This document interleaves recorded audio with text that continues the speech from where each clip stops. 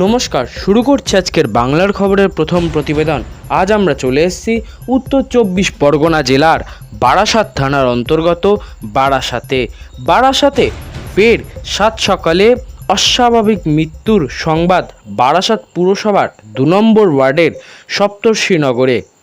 পালপাকুড়িয়া এলাকার 2 নম্বর ওয়ার্ডে বন্ধ ঘরের মধ্যে থেকে দুর্গন্ধকে কেন্দ্র করে স্থানীয় খোঁজখবর করতেই উঠে আসে চাঞ্চল্যকর মৃত্যুর ঘটনা।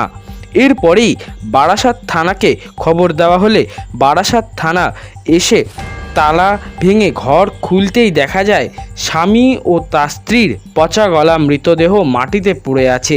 পারিবারিক সূত্রে জানা যায় 1 বছর আগে তাদের কন্যা সন্তান নিহত হওয়ায় পর থেকেই তারা ভেঙে পড়েছিলেন এবং হতাশার মধ্যে দিয়ে জীবনযাপন করছিলেন। পারিবারিক সূত্রে আরও জানা যাচ্ছে, তারা জানিয়েছেন তারা ঘুরতে যাচ্ছেন তারাপীঠে এবং সেখান থেকেই ফেরার কথা ছিল, কিন্তু কথা যে সম্পূর্ণই মিথ্যা ছিল তা আত্মহত্যার দ্বারা প্রমাণ পাওয়া যায়। ঘটনার সূত্র থেকে সুসাইড নোটও আমরা পেয়েছি, সেই খবর সরাসরি সম্প্রচার করছি বাংলার খবর নিউজ চ্যানেলের পর্দায়। ক্যামেরা পার্সন শ্যামল করের সঙ্গে অর্পণ রায়, রিপোর্ট বাংলার খবর, ব্যুরো রিপোর্ট বাংলার খবর।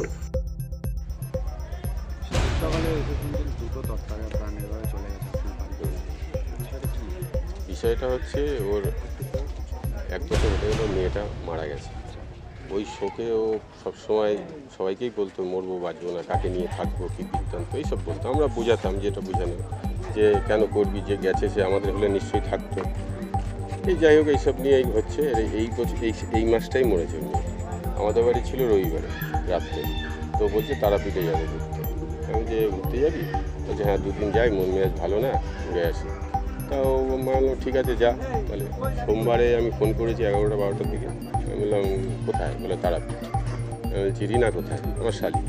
তো বলছে যে এরকম স্নান করছে।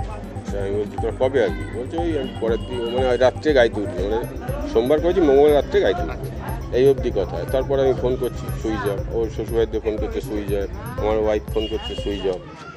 তারপরে আজকে সকালে আমাকে একজন খবর দিল যে ঘর থেকে মাছি বেরাচ্ছে, এসে দেখি এই কেস।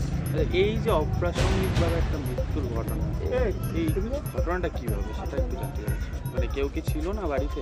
না, ওরা দুজনেই থাকে তো, স্বামী স্ত্রী, আর কেউ নেই তো। এসে ঘরে তালা দিয়ে ওরা মনে হয় কিছু খেয়ে বাইরে দিয়ে তালা দেওয়া ছিল। মানে ও মানে গিরিল তো, বাইরে দিয়ে তালা দিয়েই কাজটা করে। মানে তারাপীঠ যাওয়ার যে কথাটা সেটা সম্পূর্ণ মিথ্যে কথাই বলেছে। মানে মিথ্যে কথা বলছে, কিছু তো বলে যেতে হবে। এবার আমরা তো হ্যাঁ, মানসিক অবস্থা খুব খারাপ ছিল। এবার আমরা তো বারবার ফোন করছি, দুটো সুইচই অফ।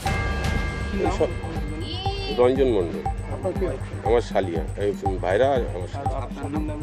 আমার শালির নাম হচ্ছে রিনা মণ্ডল, আমার নাম কৃষ্ণপদ।